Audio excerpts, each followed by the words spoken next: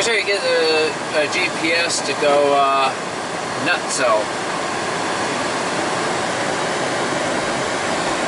And maybe,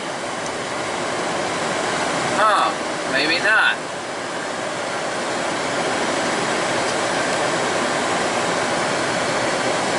Okay, turn the video camera off. Obviously, it was too early in the morning for that. Okay, never mind. Here we go.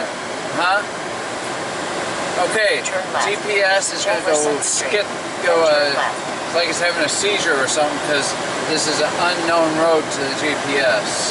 Turn left, South 10th Street, then turn right. I wonder if this is how a GPS acts when it feels violated. 2 miles, turn right, Highway 33. I don't know how well you can see this on here. I think it'll show up better on the computer screen.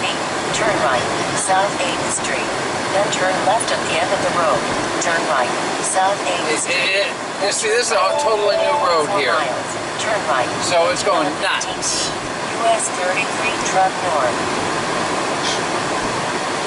And it was a new overpass over a ridiculous railroad. 1 miles, turn right, North 5th Street, and then take the first left.